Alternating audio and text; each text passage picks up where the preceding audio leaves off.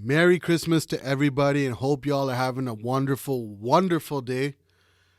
This is the Airborne Podcast. I'm your host, Ajith, and Raptor fans, unfortunately, it did not go our way tonight, and the Boston Celtics came in, took care of business, and won tonight's game 118-102. And Raptors, they lost their first Christmas game in 18 years. Last time I think they had it was in 2001. And two things I noticed from the get-go that we already knew were, two issues were offensive rebounding in general, and shot making. We weren't able to make shots when it mattered most, and Kyle Lowry didn't have his best game tonight, and a lot of people didn't. I mean, Fred VanVleet did have a good game statistics-wise, but when you watch the game, if you did watch the whole game, you could see his points didn't always come at the most important moments. And it's unfortunate. The Boston Celtics snapped a 34-game home win streak against the Atlantic Division with the Toronto Raptors, because we were killing teams, Atlantic Division teams especially, at home for the past, I don't know how many years, for the past 5 years, I'd say. Or 5-6 years since we've been on this run of making playoffs year after year after year. Our field goal percentage, I'm going to get into it right now, but let me break down the points to start things off. The first quarter, we went on a 10-0 run. Brad Stevens calls a timeout. They come back, they go on their own 9-0 run, and then OG goes up for a layup and breaks that little run over there. And after that, it was all a blur. It just felt like it was Boston Celtics all day, every day. That's just what it felt like. Boston Celtics, we couldn't stop the bleeding. And I said this consecutively in my previous podcast that against good teams, we can't trail. We can't always do what we did against the Dallas Mavericks. That's just not possible. And we're not going to always be able to make shots like that, like we did against Dallas. And it caught up to us tonight, and it bit us in the back, and it bit us in the behind in that Pacers game. And right now, we're 0-2 against Boston. We play them again on Saturday. And I don't know how healthy we're going to be on that night. But hopefully we can get Pascal Siakam back. But that's wishful thinking. So that first quarter, we were outscored 28-19. Second quarter, we scored 28 points. They scored 27. So we outscored them by a point. Third quarter, coming out of halftime, they come out, they scored 33 points. We only scored 22. And then in the fourth quarter, we outscored them 33-30. But at that point, it didn't matter because going into the fourth quarter, we were down 19. And momentum just didn't come our way. And I'm going to keep saying this over and over again. These referees are pathetic. There were so many calls out there that got me agitated. And I can say whatever I want because I ain't going to get fined. And the fact is a fact. Like, I don't know what it is. I've seen bad calls blown on other teams, but the way the Raptors are getting called in certain situations in games, whether they're up 20 or down 20, it's absolutely ridiculous. I can go all day about the referees, but I'm going to just talk about the facts that went down tonight in tonight's game. Tonight, I've been saying tonight too much. We shot 48% from the field, which wasn't bad, but it didn't get us anywhere near a W tonight. And for Boston, they shot 50% from the field, and Jaylen Brown was an absolute stud. At one point in this game, he was shooting 90% from the field goal percentage. 90% from the field goal. Literally 90% from the field. And from three, they killed us.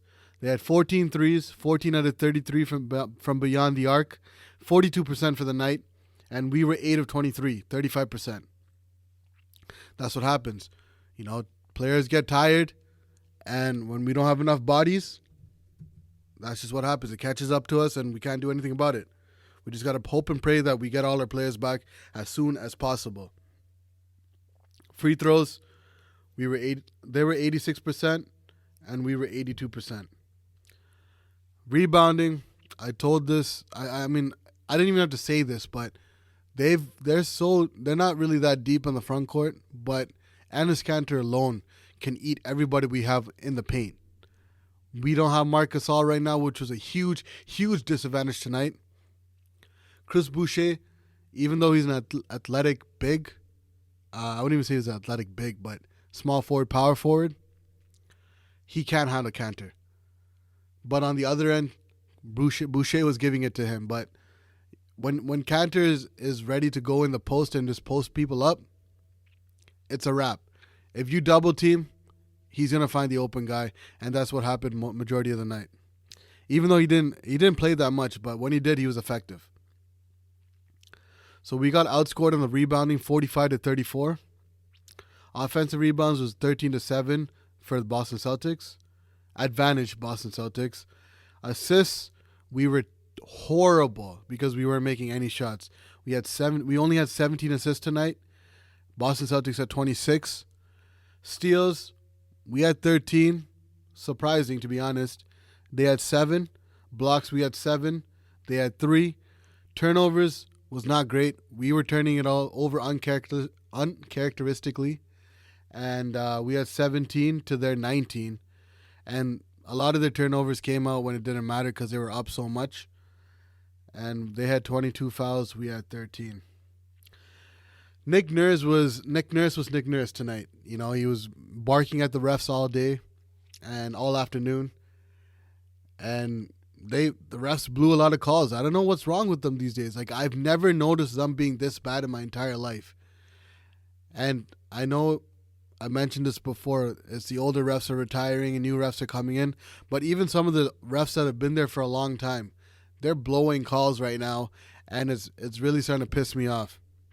Because it's costing us, because it messes with our momentum. We had a few plays there in the fourth quarter where we started to go on a run, and then we got a call against us or a call not called for us, and it just messes it up. It messes everything up.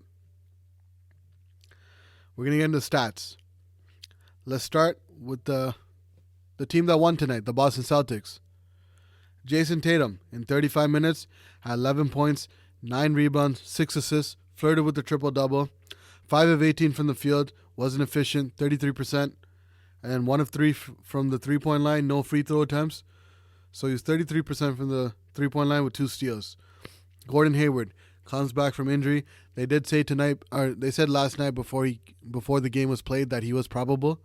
So he ended up playing 26 minutes, 14 points, 5 rebounds, 6 assists, flirted with the triple-double, 6 of 9 from the field, and 2 of 4 from the three-point line with no free throw attempts, 2 steals and a block.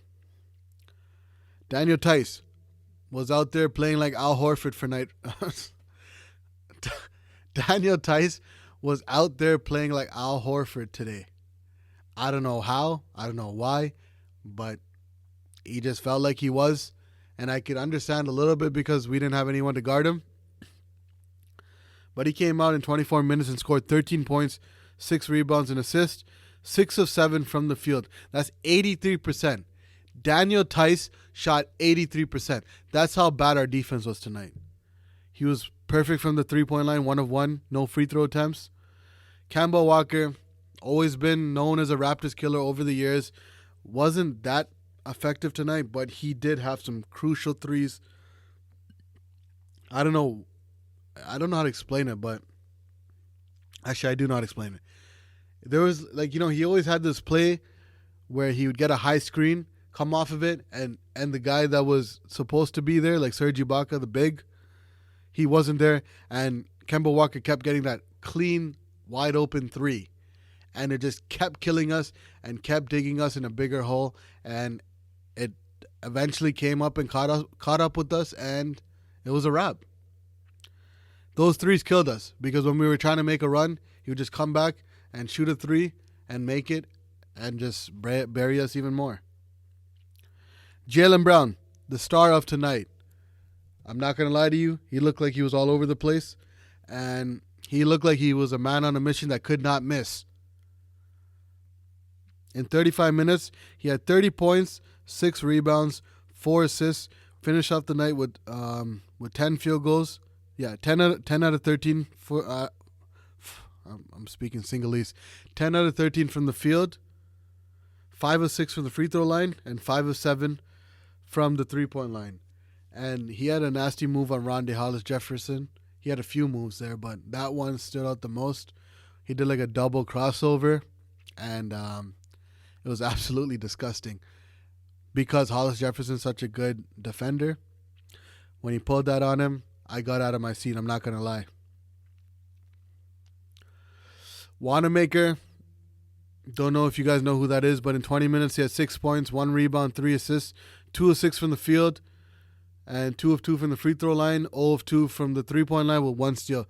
The reason why I'm bringing him up and even naming his stats right now is because he had a play there that was very sketchy. He kind of tripped Kyle Lowry when he fell. It should have been reviewed, but it didn't. And then he started whiling when he got a steal on Van Vliet and went on the other end and got a layup. I don't know. His face just pisses me off. I'm not going to lie to you. And Cantor. 18 minutes. That's all he played tonight, but he had a double-double in that time. 12 points, 11 rebounds, 1 assist, 5 of 10 from the field, 50%, 2 of 2 from the free throw line, no 3-point attempts, and 2 turnovers. Let's get to the A side, the Toronto Raptors. OG Anunoby, ugly game. 25 minutes, 5 points, 1 rebound, 2 of 6 from the field, 1 of 2 from the free throw line, 0 of 2 from the 3-point line. 2 blocks, though. Patrick McCaw, 32 minutes, 2 points, 3 rebounds, no assists, 1 of 5 from the field, no free throw attempts, 0 of 1 from the 3-point line with 1 steal. 3 turnovers. Ibaka, 23 minutes. You want to do a holiday special at halftime? No. Focus on your craft, bro. 12 points, 8 rebounds, 1 assist, 6 of 9 from the field, 0 of 0 from the free throw line, 0 of 1 from the 3-point line with 1 steal. 3 turnovers. Kyle Lowry. I'm going to give him a break because he carried the team the last 2 games. In 37 minutes, 14 points, 4 rebounds, 8 assists, 4 of 13 from the field, 3 of 4 from the free throw line, 3 of 7 from the 3-point line, with 2 steals, a block, and 5 turnovers. There were a lot of open opportunities for Kyle Lowry to get shots, but they weren't passing him the ball tonight. I don't know why. Fred VanVleet was the stud tonight. 37 minutes, 27 points, 4 rebounds, 6 assists, 11 of 21 from the field, 3 of 3 from the free throw line, 2 of 5 from the 3-point line with 4 steals, 4 turnovers. Even though he scored 27 points, it didn't feel like that because he wasn't making the shots when it mattered most, and he was missing a lot of bunnies at the, in the paint. He was. That's a fact. You go back and check it. I saw about 2 or 3 that he missed. Point blank, straight. Chris Boucher had a career high, but does not matter because the Raptors lost. In 28 minutes, he had 24 points, 6 rebounds, 7 of 10 from the field, so he was efficient. 7 of 8 from the free throw line, 3 of 4 from the 3-point line, with 2 blocks, 4 turnovers. Not 4 turnovers. He had 4 personal fouls.